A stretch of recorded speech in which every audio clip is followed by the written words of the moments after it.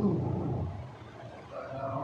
بالله من شرور أنفسنا من يهده الله فلا مضل له ومن يضلله فلا هادي له ونشهد أن لا إله إلا الله ونشهد أن محمدا عبد الله ورسوله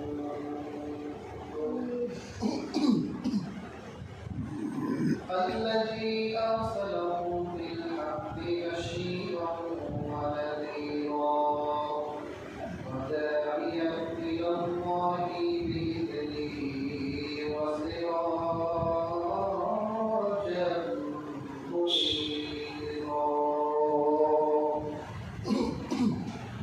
أعوذ بالله من الشيطان الرجيم بسم الله الرحمن الرحيم شهد الله أنه لا إله إلا هو والملائكة وأولو العلم قائما بالقسط لا إله إلا هو العزيز الحكيم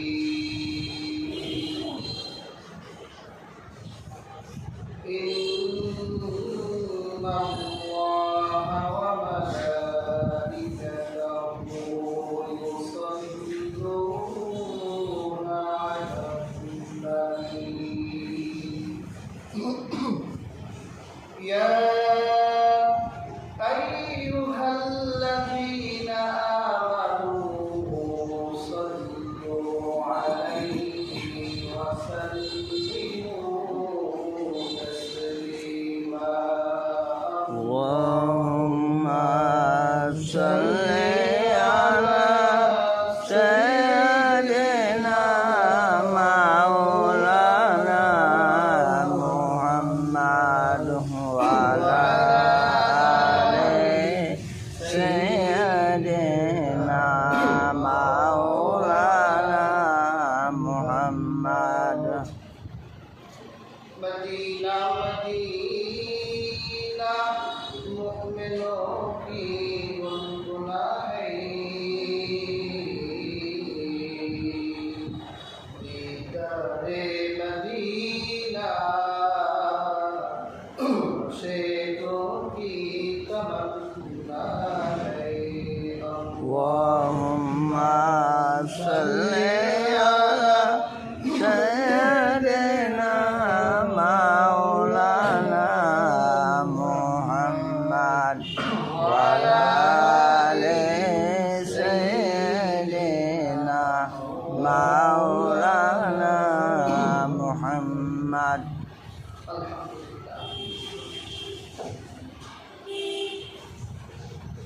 শুকরিয়া আদায় করছি সেই মহান আল্লাহ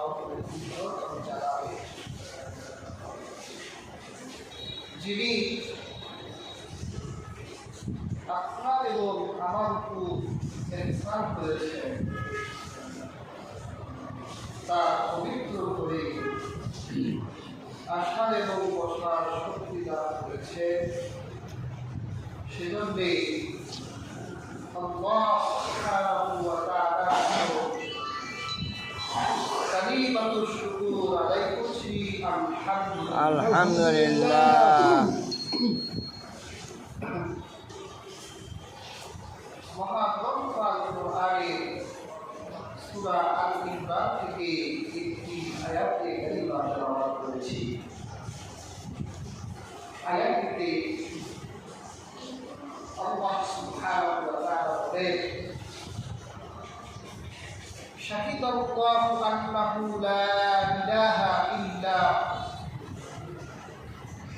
وملائكته وأولو العلم قائما بالقسط لا إله إلا هو العزيز الحكيم আল্লাহ তাআলা বলেন আল্লাহ সাক্ষ্য দিচ্ছে তিনি ছাড়া কোনো ইলাহ নেই আরো সাক্ষ্য দিচ্ছে ফেরেশতারা এবং সত্যবুদ্ধি ন্যায়নীতির মানদণ্ডে উদীয়মান আলেমরা আল্লাহ ছাড়া কোনো ইলাহ নেই তিনি প্রতাপশালী এবং বিজ্ঞাপন সুবহানাল্লাহ। এই আয়াতে কথা হলো একটা লা ইলাহা ইল্লাল্লাহ। এই কথাটা সাক্ষী স্বয়ং আল্লাহ নিজে দিলেন আল্লাহ ছাড়া কোনো ইলাহ নেই। আর দিলেন কে? আল্লাহ মাখলুকাতের মধ্য থেকে যারা অজানা অসংখ্য অগণিত আল্লাহ ফেরেশতা তারা সাক্ষী দিলেন লা ইলাহা ইল্লাল্লাহ এবং সাক্ষী দিলেন ন্যায় নীতিতে প্রতিষ্ঠিত আলেমরা লা ইলাহা ইল্লাল্লাহ আল্লাহ ছাড়া কোনো ইলাহ নেই।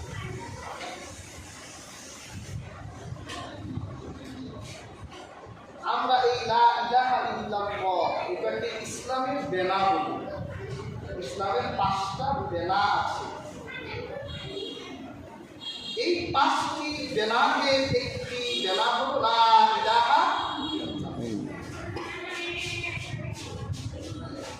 আমরাও তো বলি না আল্লাহ ছাড়া কোনো ইলাহ,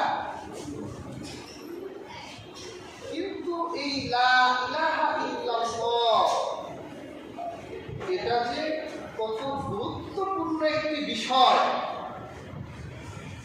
আমরা অনুধাবন করি না। এটা দাবি কি তা বুঝিও না, শুধু তুতা পাখির মতো মুখে আওড়াই লা ইলাহা।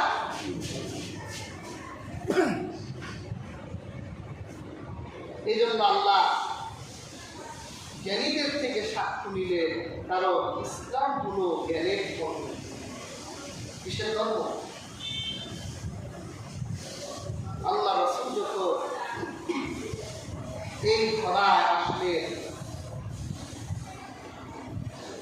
এই পৃথিবীর নাম ছিল তখন অন্ধকার, বর্বরতা। আইয়ামে জাহিলিয়া, মানুষ শুধু তার 3.5 হাত দেহের অঙ্গ প্রত্যঙ্গে ছিল, ভিতরে মনুষ্যত্ব ছিল না। হাজরিন, আল্লাহ পাক একটি অন্ধকারপূর্ণ সমাজকে আলোকিত করার জন্য রহমাতুল লিল আলামিনকে এই ধারা প্রেরণ করলেন। রহমাতুল লিল আলামিনের উপর প্রথম যেই ওহী হলো, সেই ওহীটার নাম ছিল ইকরা। আপনি পড়ুন, বিসমি রাব্বিকাল্লাযী খালাক, আপনার প্রভুর নামে যিনি আপনাকে সৃষ্টি করেছেন। তার মানে বোঝা যায় ইসলামের প্রথম ওহী হলো জ্ঞান অর্জনের ওহী। দেখবে যে ব্যক্তি জানে আর যে ব্যক্তি জানে না, দুই ব্যক্তি এক। আল্লাহ কুরআন বলছে কুল হাল ইয়াস্তাবিল্লাযীনা ইয়া'লামুনা ওয়াল্লাযীনা লা ইয়া'লামুন। তোমরা বলো বলো যে জানে আর যে জানে না তারা কি সমান? সমান। যার ভিতর জ্ঞান আছে, জ্ঞান যে অর্জন করে তার পার্সোনালিটি, তার ব্যক্তিত্ব আল্লাহ বিকাশিত করে দেয়। আর যার ভিতর জ্ঞান নাই, ওর পার্সোনালিটিও নাই। একটা গল্প করছিলাম, এক মুঠি, এক খোপা, আরেক জ্ঞানী, তিনজন এক অপরাধ করছে। মুসির কাজ কি? সে জুতা শিখায়। আর ধোপার কাজ, এখন তো আর ধোপা নাই, ধোপার কাজ হলো সে গ্রামে গ্রামে ধূপা করতো। আপনাদের নোংরা কাপড় আছে নি, দেয় আমি ধুয়ে দিই। তিনজন আদালতে, জাজ বলল এই মুচিকে 10টা জুতার বাড়ি দাও, মুচিকে 10টা জুতার বাড়ি দাও। এই ধোপাকে 10টা জুতার বাড়ি দাও, ধোপাকে 10টা জুতার বাড়ি দাও। এখন জ্ঞানী ব্যক্তি যখন এজলাসে আসলো, জজ সাহেব তার দিকে তাকিয়ে বলল, আপনি এই কাজ ওদের সাথে করতে পারলেন? যাও, বিচার হয়ে গেছে। তো জজ সাহেবের পিএ আছে না, বলল, স্যার আপনি করলেন কেন? বিচার তো সমান করবো না। আপনি মুচিকে 10টা জুতার বাড়ি দিলেন, ধোপাকে 10টা জুতার বাড়ি দিলেন, কিন্তু আপনি মাস্টার সাহেবের তো একটা বাড়িও দিলেন না, শুধু বললেন আপনি তাদের সাথে এই কাজ করতে পারলেন। ঠিক আছে, তুমি সকালবেলা তুমি ব্রিজে ঘোড়ায় গিয়ে দেখবে, আর তুমি ফেরিওয়ালারা যে রাস্তা দিয়ে হাঁটে ওই রাস্তায় গিয়ে দাঁড়িয়ে থাকবে। ঠিক আছে। সকালবেলা থেকে মুচি লোকটা তার জুতা পলিশটলি সব নিয়ে ব্রিজের গোড়ায় বসে গেছে, মানুষদেরকে ডাকতেছে, কার জুতা সেলাই করবেন আসে, কার জুতা পলিশ করবেন আসে, আমি আপনাদের জুতা পলিশ করার জন্য আবার চলে এসেছি। আর ধোপা গ্রামে গ্রামে বের হচ্ছে আর বলছে যে আপনারা কেউ কাপড় ধুইবে, আমি আছি। কিন্তু 1 দিন 2 দিন 3 দিন 1 মাস হয়ে যায়, মাস্টার সাহেব স্কুলেও যায় না, তাকে দেখাও যায়। জজ সাহেবের কাছে গিয়ে বললেন, আমি তো হাকিকত বুঝলাম না। জজ সাহেব বলল, এটা হাকিকত হলো এই মুচির ভিতরে জ্ঞান নেই, ওর পার্সোনালিটিও নাই। পরে যদি 1000 জুতার বাড়িও দাও, তারপরেও ওর যে কাজ, ওই কাজও করেই যাবে, মানুষের সামনে একটা মুহূর্তের জন্য লজ্জিত হবে না। এই জন্য তুমি দেখেছো মুচি ব্রিজের গোড়ায় বসে পড়েছে, লজ্জা নাই। ধোপার ভিতরে লজ্জা নাই, সে আবার রোডে বের হয়ে গেছে। কিন্তু আমার ছোট্ট একটা কথা, তাদের জুতার বাড়ি দেই না, একটা কথা তার ভিতরে প্রতিক্রিয়া তৈরি করলো, যা আমার মতো একজন জ্ঞানী ব্যক্তি কেমন করে তাদের সাথে অপরাধ করতে পারে। এই লজ্জার কারণে 1 মাস হয়ে যায়, ঘর থেকে বের হয় না। জ্ঞানের একটা ব্যক্তিত্ব আছে। জ্ঞানকে জন্য বলা হয়েছে জ্ঞান ইজ পাওয়ার, জ্ঞান ইজ লাইফ। জ্ঞান হলো পাওয়ার, জ্ঞান হলো আলো।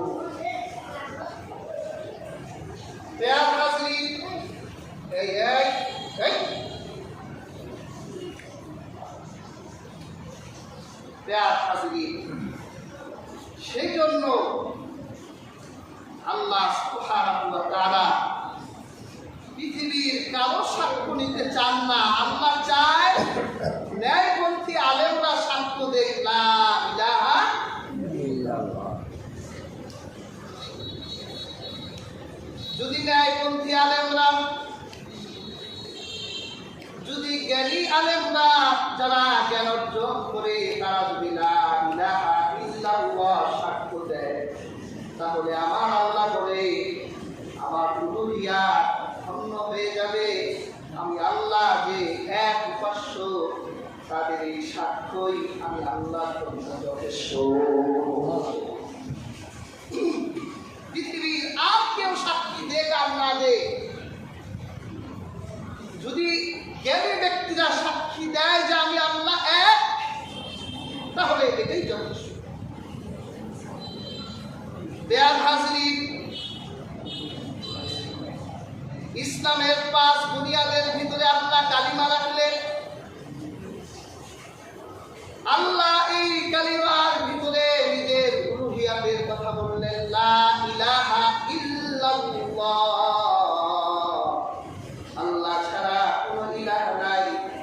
আর আল্লাহর রাসূলের রিসালাতের সাক্ষী রাখলেন মুহাম্মাদুর রাসূলুল্লাহ। আর মুহাম্মাদুর রাসূলুল্লাহ বলে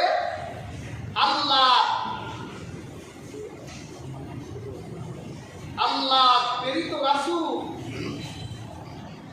আল্লাহ কালিমার ভিতরে নিজের উলুহিয়াতের কথা রাখলেন আর রাহমাতুল লিল আলামিনের রিসালাতের কথা রাখলেন। প্রিয় হাজিরিন, এই জন্য মুসলমানদের পূর্ণ কালিমা হলো লা ইলাহা ইল্লাল্লাহ মুহাম্মাদুর রাসূলুল্লাহ। কিন্তু আমাদের সমাজে দেখা যায় এক শ্রেণীর আলেমরা লা ইলাহা ইল্লাল্লাহ আর মুহাম্মাদুর রাসূলুল্লাহ একসাথে চায় না। তারা বলে কোরআনের কোনো জায়গায় একসাথে নাই, অথচ আমার আল্লাহ যেখানে নিজের নাম রেখেছেন সেখানে রহমতের নবীর নাম রেখেছে। সুবহানাল্লাহ। যেখানে নিজের নাম সেখানে রহমতের নবীর নাম রেখেছে। বেয়ার হাজিরিন, তো অবাক হলাম, কিছুদিন আগে বাংলাদেশে ফিলিস্তিনের পক্ষে অনেক আলেমরা ইসরায়েলের বিপক্ষে আন্দোলন করেছে। ওখানে বাংলাদেশের পতাকা আছে, ফিলিস্তিনের পতাকা আছে। অনেক ভাইদের দেখলাম লা ইলাহা ইল্লাল্লাহু মুহাম্মাদুর রাসূলুল্লাহ এই পতাকা নিয়ে গিয়েছে। দেখলাম এই পতাকা তুলে রেখে দিচ্ছে, যে পতাকা নিয়ে আন্দোলনে যাওয়া যাবে না। বলে এই পতাকা নেওয়া যাবে না, কারণটা কি? ব্যাখ্যা দেয় এই পতাকা ব্যবহার করে আইএস সন্ত্রাসী সংগঠন লা ইলাহা ইল্লাল্লাহু মুহাম্মাদুর রাসূলুল্লাহ এই পতাকা ব্যবহার করে। আপনারা এই পতাকা নিয়ে আইছেন না, তা মনে করবে যে সন্ত্রাসীরা এসেছে। এই কালেমা কি সন্ত্রাসী কালেমা? একটা মানুষ কি সেখানে ছিল না যে তাওহীদ আর রিসালাতের এই কালিমাকে উদ্দিন করতে দেয় না? একটা মানুষ কি নাই? আর রাসূলুল্লাহ বলেছে খোরসান থেকে পতাকাধারী সৈনিকরা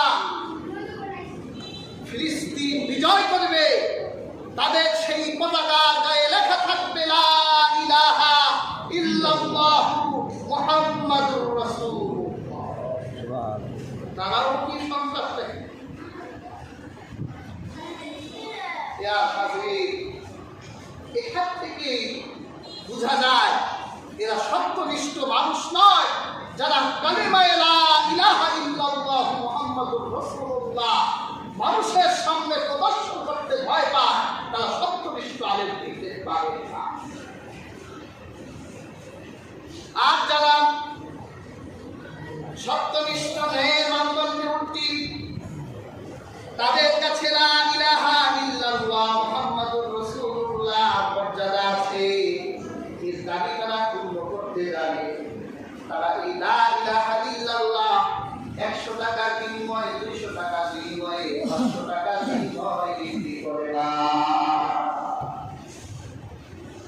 যে ব্যক্তি একবার সাক্ষী দিয়েছে আল্লাহ ছাড়া কোনো ইলাহ নাই আর মুহাম্মাদুর রাসূলুল্লাহ আল্লাহ প্রেরিত রাসূল, ওর কাছে নির্বাচনের সময় যদি নেতারা এসে 500 টাকার নোট ওর পকেটে দেয়, আর ওই ব্যক্তির সাথে এই 500 টাকার বিনিময়ে তার ঈমান বিক্রি করবে না, বরং এই 500 টাকা তার হাতে বুঝাই দিয়ে বলবে, জনাব যদি আপনাকে আমার ভালো লাগে তাহলে টাকা লাগবে না, এমনি পাবেন।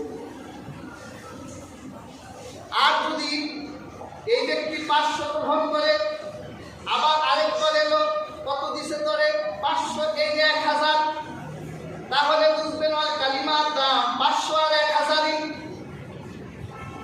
ওর কাছে এই কালিমার দাবির কোনো মূল্য নাই, ওর কাছে এই কালিমার কোনো দাম নাই, কোনো মর্যাদা নাই। কাজে হাজিরিন, আমার আল্লাহ উলুহিয়াতের স্বীকৃতি স্বয়ং আল্লাহ নিজেই দিয়েছে, আল্লাহর ফেরেশতারা দিয়েছে, আর সত্যনিষ্ঠ আলেমরা দিয়েছেন। আমরা যদি এই কালিমা স্বীকৃতি দেই তাহলে অবশ্যই জ্ঞানের ভিত্তিতে লা ইলাহা ইল্লাল্লাহ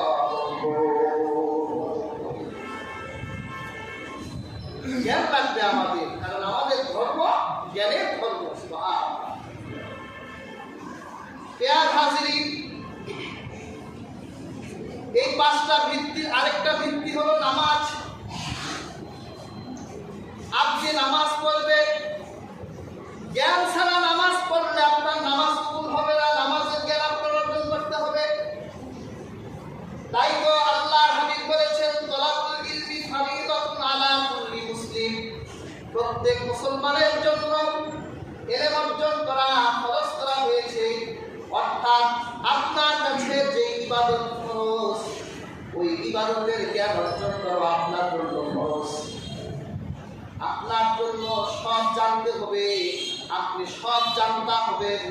আল্লাহ এটা চান না, বরং আল্লাহ চান আপনি যে ইবাদতগুলো করবেন যাতে আপনার ইবাদতগুলো জেনে শুনে জ্ঞান অর্জন করে সেই ইবাদতগুলো হয়। সাধারণ মানুষ জ্ঞান অর্জন করবে তাদের প্রয়োজনের আলোকে, আর একজন আলেম ব্যাপক জ্ঞান অর্জন করবে তার ইলমের চাহিদা পূরণ করার জন্য। প্রিয় হাজিরিন, কিন্তু আজকে দেখেন তো আমরা নামাজ পড়ি, কিন্তু নামাজের জ্ঞান আমরা কতটুকু অর্জন করেছি? আমরা রোজা রাখি, রোজার জ্ঞান আমাদের কাছে কতটুকু আছে? ইসলামের একটা বুনিয়াদ হজ, যাকাত।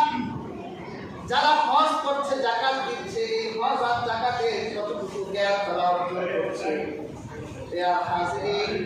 আপনার ইবাদত আপনি করবেন, আর আপনার এই ইবাদতের জ্ঞানী যদি আপনার কাছে না থাকে তাহলে আপনার এই ইবাদত তো আমার আল্লাহর কাছে গ্রহণযোগ্য হবে না। আপনাকে বেতন জ্ঞান অর্জন করার দরকার নাই, কারণ এই পৃথিবীর মানুষের প্রফেশন আলাদা আলাদা। সবাই হুজুর হবে না, আবার সবাই ডক্টর হবে না, সবাই শিক্ষক হবে না, সবাই কৃষিজীবী হবে না। যে মানুষের যে প্রফেশন, সে তার ওই প্রফেশনে থেকে তার জন্য যতটুকু এলেম অর্জন করা দরকার ততটুকু এলেম যদি সে অর্জন করে তাহলে সে তার ওই প্রফেশন থেকে আমার আল্লাহকে রাজি করতে পারবে। আমি হুজুররা পুরা হাদিস শিখে আল্লাহকে হাসিল করবে এরকম কথা না। আপনি ব্যবসা করেন, ইসলাম আপনার জন্য ব্যবসার জ্ঞান দিয়েছে। সুবহানাল্লাহ। তাই তো আল্লাহ হাবিব বলেছে আন্তাসিলু সাদুকুল আমিন মান নাবিয়িনা ওয়াস সিদ্দিকিনা ওয়াস শুহাদা। একজন সত্যবাদী ব্যবসায়ী সে যদি সত্য ব্যবসা করে, ব্যবসায় পছন্দ না করে, আল্লাহকে ভয় করে ব্যবসা করে, তাহলে কিয়ামতের দিন নবী সিদ্দিক আর শহীদদের সাথে তার আসর হবে। সুবহানাল্লাহ। তার মানে আপনার প্রফেশন যদি ব্যবসা হয়, তাহলে আপনার ব্যবসার ভিতরেও আমার আল্লাহ এলে, আমার আল্লাহ জ্ঞান দিয়েছে, আপনার ব্যবসার জ্ঞানটা অর্জন করতে হবে। আপনি একজন শিক্ষক, আমার আল্লাহ শিক্ষা ক্ষেত্রেও জ্ঞান দিয়েছে। আল্লাহর হাবিব রাহমাতুল লিল আলামিন আমাদের শিক্ষক ছিলেন। বিহার হাজিরিন, আল্লাহর রাসূলের মস্তিষ্ক ছিল শিক্ষার মজলিস। আল্লাহর রাসূলের জামানায় কোন মুসলমান যদি কেউ হতো, তার জ্ঞান অর্জন করার জন্য আল্লাহর রাসূলের একজন সাহাবী ছিলেন, তার নাম ছিল হযরত আরকাম রাদিয়াল্লাহু তাআলা। তার ঘরটাকে তিনি জ্ঞান অর্জনের জন্য সৎকার করে দিয়েছিলেন। এই আরকামের ঘরে বসে রাহমাতুল লিল আলামিন সাহাবীদেরকে আল্লাহর কোরআনের জ্ঞান শিক্ষা দিতেন। আল্লাহ রাসূল একজন শিক্ষাবিদ ছিলেন। বদরের যুদ্ধে কাফেররা যখন বন্দী হলো, আল্লাহ রাসূল সাল্লাল্লাহু আলাইহি ওয়াসাল্লাম ওই কাফেরদের ভিতরে যারা জ্ঞানী ছিল, এই জ্ঞানী কাফেরদেরকে বললো, তোমরা যদি মুক্তিপণ দিতে না পারো, তাহলে আমার মুমিন সাহাবীদের মধ্য থেকে অনেক সাহাবীরা তাদের শিক্ষা দীক্ষা নাই, তোমরা যদি তাদেরকে শিক্ষা দীক্ষা দাও, তাহলে এই শিক্ষার বিনিময়ে আমি রাসূলুল্লাহ তোমাদেরকে মুক্ত করে দিতে পারি। আল্লাহ রাসূল শিক্ষার বিনিময়ে বদরের যুদ্ধে কাফেরদেরকে মুক্তি করেছেন। সুবহানাল্লাহ। এর থেকে বোঝা যায় রাহমাতুল লিল আলামিন একজন শিক্ষাবিদ ছিলেন, শিক্ষা উপকারী মানুষ ছিলেন। আল্লাহ রাসূল বর্বর জাহিলিয়াতের সমাজকে জ্ঞানের নূরকে এলমের নূর দিয়ে রাসূলুল্লাহ পরিবর্তন করে দিয়েছিলেন। আমরা ইসলাম বিশ্বাস করি, ইসলাম জ্ঞানের ধর্ম। রাহমাতুল লিল আলামিনের হাতের পর আল্লাহর হাবিবের ঘর ছিল জ্ঞানের মার্কাজ। আল্লাহ রাসূলের স্ত্রীরা, বিশেষ করে হযরত মা আয়েশা, আল্লাহ রাসূলের ঘরে বসে সাহাবীদেরকে আল্লাহ রাসূলের হাদিস শিক্ষা দিতেন। সুবহানাল্লাহ। ইয়া হাজিরিন, আজকে এই জ্ঞানের ধর্ম আমাদের জ্ঞানী হওয়ার কথা ছিল, কিন্তু আজকে আমরা জ্ঞান অর্জন ছেড়ে কোন পথে হাঁটছি? জ্ঞানের পথ ছাড়া আলোর কোনো পথ নাই।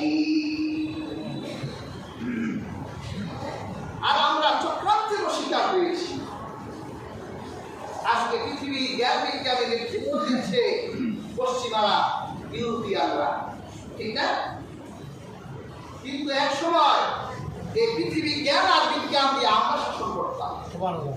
মধ্যযুগের দিকে তাকা, আব্বাসীয় খেলাফতের দিকে তাকা, আর মামুন তিনি বাইতুল হিকমা প্রতিষ্ঠা করেছিলেন। আব্বাসীয়রা গোটা পৃথিবীর যত সাম্রাজ্য বিজয় লাভ করেছে, তারা পৃথিবীর প্রত্যেক সাম্রাজ্যে জ্ঞানীদের কিতাবকে বদল করে বার্তা নিয়ে আসছেন। এরপর তিনি আলেমদেরকে দিয়ে পৃথিবীর সব জ্ঞানগুলোকে আরবিতে অনুবাদ করতেন। বিশেষ করে হারুনুর রশিদ আব্বাসী, তিনি আর্টস এবং সায়েন্সের সকল ফ্যাকাল্টিকে একত্রিত করতেন। পৃথিবীতে আব্বাসীরা উপহার দিয়েছে ইবনে সিনার মতো বিখ্যাত বিজ্ঞানীদেরকে, পৃথিবীবাসীকে উপহার দিয়েছে আবুল কাসেম জাহওয়ারির মতো বিখ্যাত বিজ্ঞানীদেরকে, পৃথিবীবাসীকে উপহার দিয়েছে ইবনে নাফিসের মতো বড় চিকিৎসক বিজ্ঞানীদেরকে, আল বিরুনি, ওমর ইবনুল খাইয়াম, জাবির ইবনুল হাইয়ানদের মতো এই পৃথিবীর বিজ্ঞান দাঁড়িয়ে আছে মুসলিম বিজ্ঞানীদের ভিত্তির উপর। সুবহানাল্লাহ। 1258 সালে হালাকু খান, মঙ্গোলীয় এক শাসক হালাকু খান বাগদাদ আক্রমণ করলেন। তখন মুসলিমদের মধ্যে এক অনৈক্য তৈরি হলো, এক রাজা আরেক রাজার বিরুদ্ধে লাগছে। ঐতিহাসিক ভাবে দেখা যায় হুজুরদের ভিতরে তখন ঐক্য ছিল না, বিভিন্ন মতবাদ দল তৈরি হলো। ওই সময়ে একটা মাসালা নিয়ে বাহাস হলো, কাউয়ার মাংস খাওয়া জায়েজ না নাজায়েজ, বুঝলে? এটা নিয়ে দুই দল আলেম বাহাস শুরু হলো। 6 মাস বাহাস হয়, দলিল দুই পক্ষেই চলতেছে, রেজাল্ট আসতেছে। সব মানুষের চোখ বাগদাদে বাহাসের দিকে। আর হালাকু খান তার গোপন সংস্থা বাহিনী পাঠাই দিয়া এমন আক্রমণ করল, 13 দিনে বাগদাদে প্রায় 2 বিলিয়ন মানুষকে হত্যা করেছে। বাইতুল হিকমাত হাজার হাজার কিতাবকে আগুনে জ্বালিয়ে দিয়েছে, হাজার হাজার কিতাবকে টাইগ্রিস নদীতে ফেলে দেওয়া হয়েছে। ঐতিহাসিকরা বলেছে যে টাইগ্রিস নদীর পানিগুলো অন্য কালার হয়ে গিয়েছিল, বইয়ের রঙের কালারগুলো হয়ে গিয়েছিল টাইগ্রিস নদী, এত কিতাব ফেলে দেওয়া হয়েছে। মুসলমানদের এই রচনাগুলো ধ্বংস করে দিয়েছিল এই বাগদাদে হালাকু খান। কিন্তু ব্যবসায়ীদের কাছে কিছু ডকুমেন্ট ছিল, ওরা এই ডকুমেন্টারিগুলো নিয়ে ইউরোপ যখন ব্যবসা করতে যেত, ইউরোপ তখন ছিল বর্বর একটা জাতি, তারা বাথরুম কোথায় করতে হয় জানতো না, উলঙ্গ আর ল্যাংটা জীবনযাপন করত। এই মুসলমানদের লিখিত কিতাব থেকে তারা শিক্ষা গ্রহণ করে আজকের পৃথিবীতে তারাই নেতৃত্ব দিচ্ছে। কিসের ভিত্তিতে? জ্ঞানের ভিত্তিতে, নলেজের ভিত্তিতে তারা আজ পৃথিবীর নেতৃত্ব দেয়। আর আমাদের হাতে তারা ধরাই দিয়েছে জাহিলিয়া, যে মূর্খতা ধরাই দিয়েছে। মুসলমান তোমরা দাবা, ludo, cricket, football, cinema, theatre, নাটক এগুলো নিয়ে ব্যস্ত থাকো, আর আমরা পৃথিবী জ্ঞান দিয়ে পরিচালনা করতে থাকি। এই যে অধঃপতন শুরু হলো আমাদের মুসলমানদের, এখন তারা আবিষ্কার করছে। আমরা আবিষ্কার করতে গেলেই কয় সন্ত্রাসী, জঙ্গি।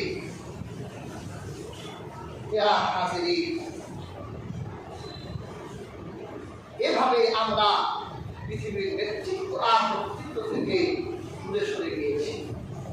স্পেনের দিকে তাকা, এই স্পেনে মুসলমানরা 782 বছর, প্রায় 800 বছর এই স্পেন মুসলমান শাসন করেছে। পৃথিবীর ইতিহাসে এত দীর্ঘ সময় মুসলমান আর কোথাও শাসন করেনি। এই স্পেনে মুসলমানের চিহ্ন আজ নাই। অথচ এই স্পেন ইমাম কুরতুবীর মতো মুহাক্কিক আলেমের জন্ম দিয়েছে। এই স্পেন ইমাম আন্দালুসির মতো যুগ শ্রেষ্ঠ আলেমকে উপহার দিয়েছিল।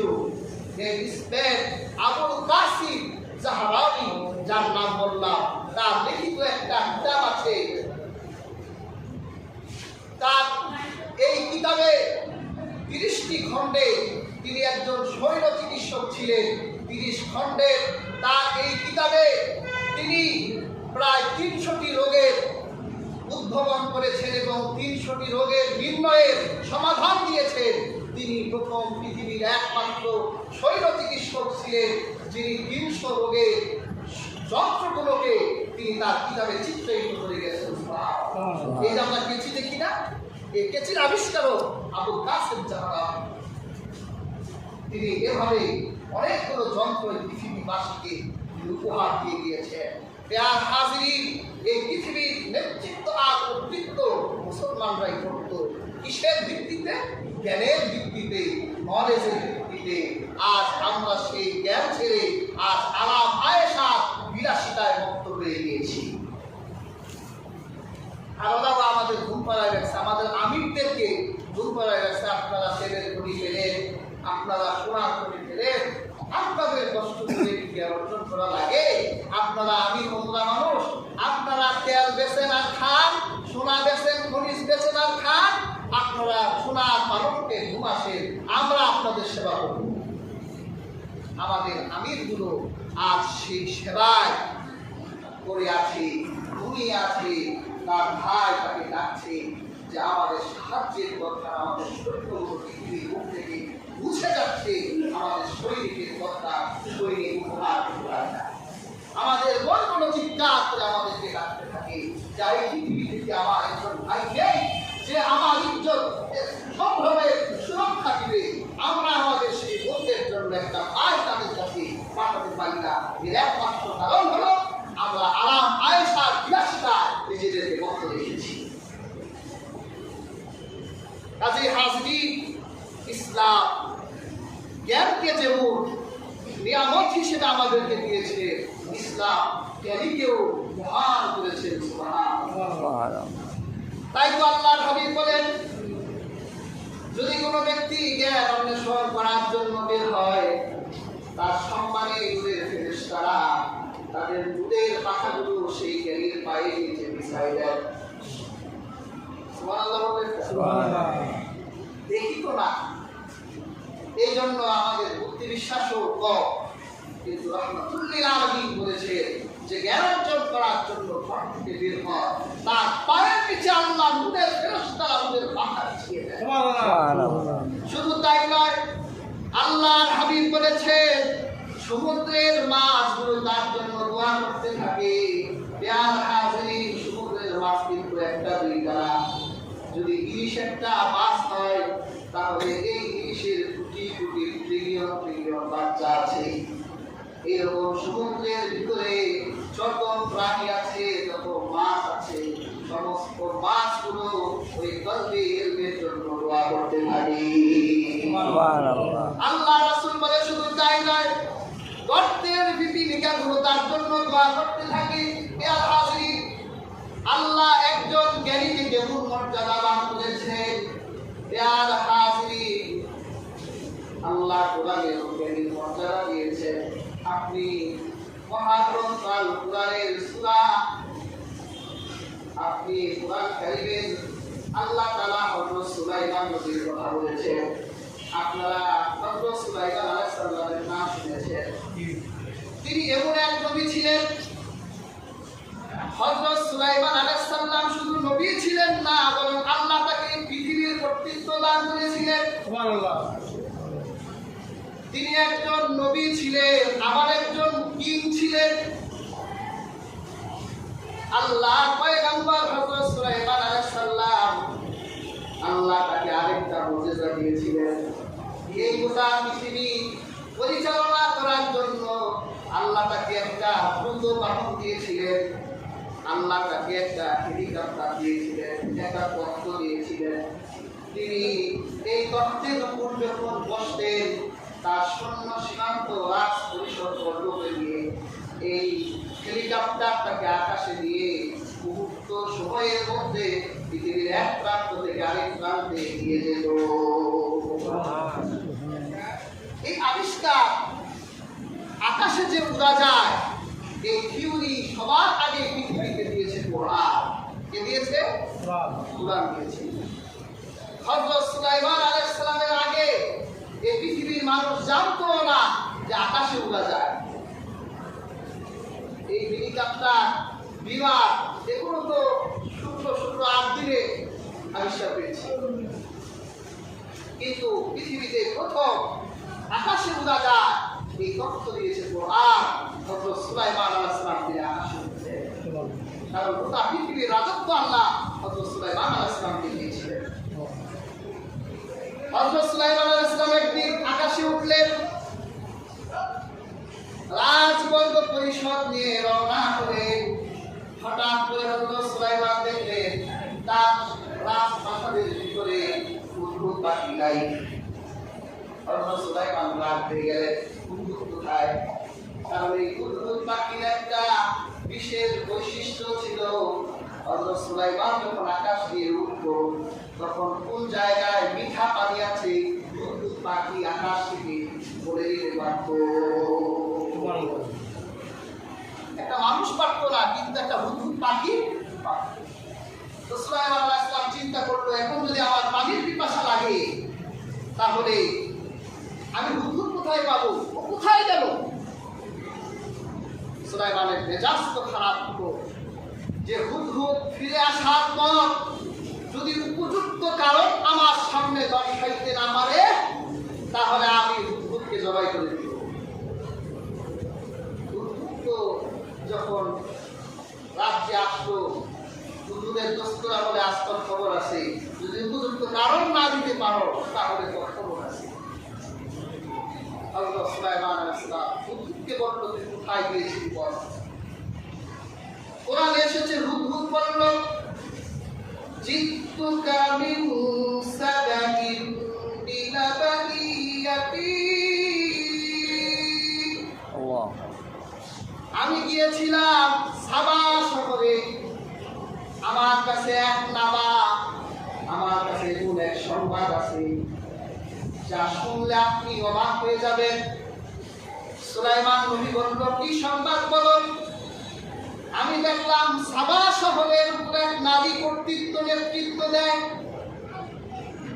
আপনি তো আগে কোনোদিন শুনেন নাই যে কোনো এক দেশের কর্তৃত্ব আর নেতৃত্ব নারীরা দেয়, কিন্তু আমি সাবা শহর থেকে ঘুরে এসে দেখলাম এক নারী ওই রাজ্য পরিচালনা করে। শুধু তাই নয়, ওয়ালাহা আরশুন আযীম, আত্মা বড় একটা সিংহাসন আছে। হাজিরিন, হযরত আব্দুল্লাহ ইবনে আব্বাস রাদিয়াল্লাহু তাআলা আনহু বলেন, রানী বিলকিসের এই সিংহাসনটা দৈর্ঘ্য প্রস্থ উচ্চতায় 30 হাত করেছিল।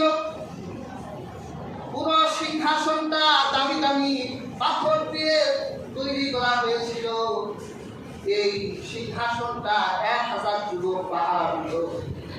সুলাইমান আলাইহিস সালাম হুদহুদের এই খবর শুনে অবাক হয়ে গেলেন যে আল্লাহ গোটা দুনিয়া আমার পায়ের সামনে হাবিয়া দিল, আর আমার অপচরে সাবা শহরে এক নারী নেতৃত্ব দেয়, আমি সুলাইমান তো মেনে নিতে পারি না। আমার নেতৃত্বের বাইরে নেতৃত্ব দেয় এক নারী। তিনি চিঠি লিখলেন, ইন্নাহু মিন সুলাইমান ওয়া ইন্নাহু বিসমিল্লাহির রহমানির রহিম।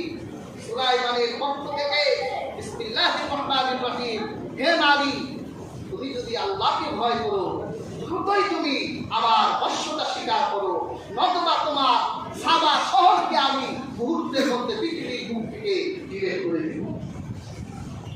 সুলাইমান আলাইহিস সালামের উদ্গার শুনে এই নারীটা কত বুদ্ধিমতী ছিল। রাত হলেন না, তিনি তার রাত পরিষদ নিয়ে দ্রুত বৈঠকে বসলেন। বলল যে আমাকে এইরকম একটা হুঙ্কার দেওয়া হয়েছে, আপনারা কে কি বলেন, বলেন আমি কি তার সাথে যুদ্ধ করব নাকি তার নথি স্বীকার করব। নানান কথা।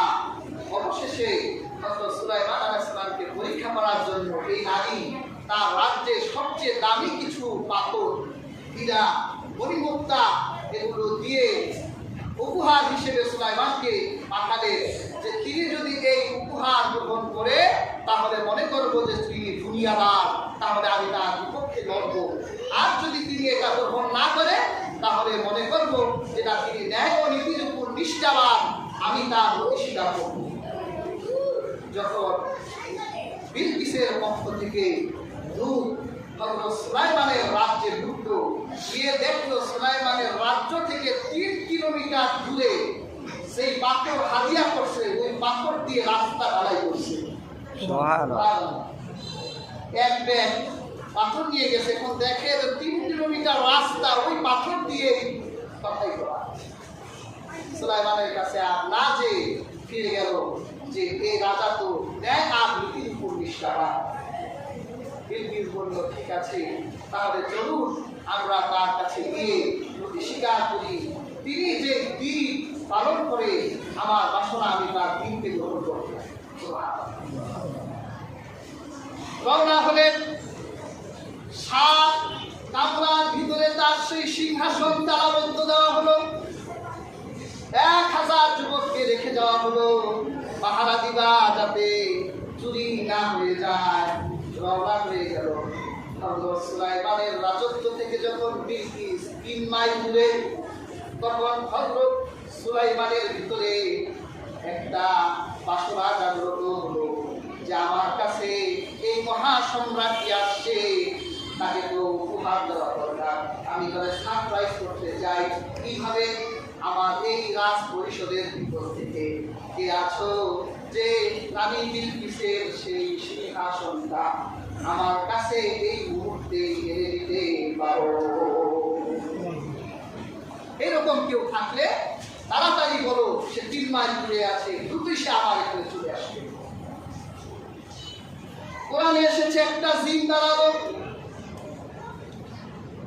قال عفريت من الجن أنا آتيك به قبل أن تقوم من مقامك وإني عليه لقوي أمين।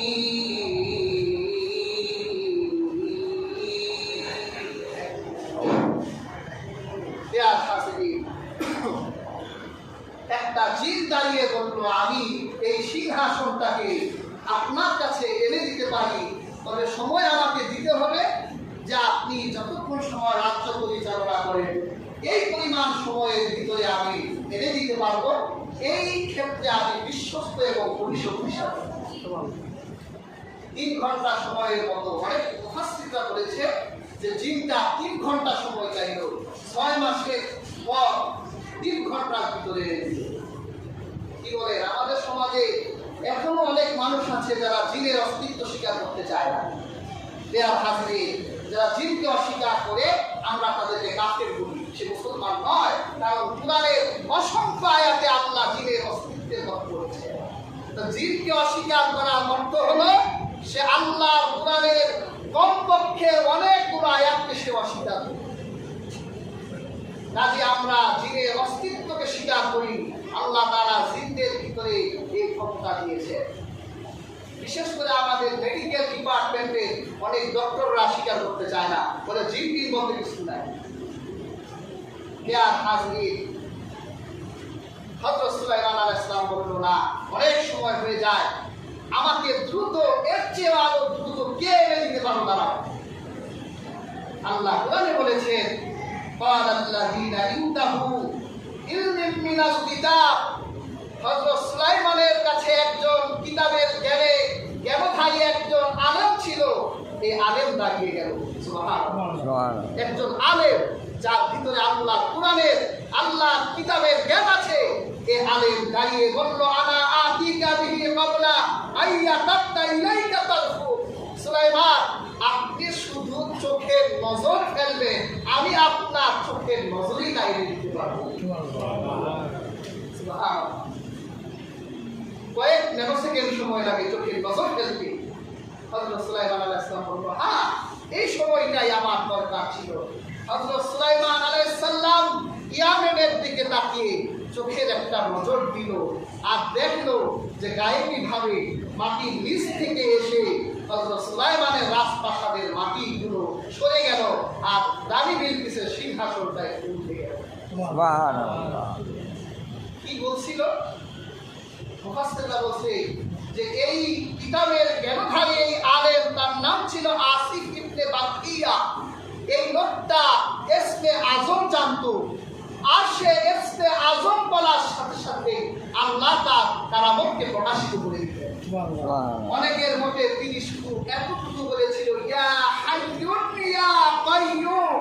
এই শব্দ বলার সাথে সাথে রানী বিলকিসের এই বিশাল সিংহাসন হযরত সুলাইমান আলাইহিস সালামের রাজ্যে চলে আসলো। তাহলে আমার আল্লাহ ৯৯টা নাম আছে। আমার আল্লাহ ৯৯টা নামের ভিতরে আল্লাহ ইসমে আজম লুকাই রাখছে। আর ইসমে আজম যে ব্যক্তি জেনে যায়, সে আল্লাহর কাছে ইসমে আজম দিয়ে যা চাইবে তাই পাবে।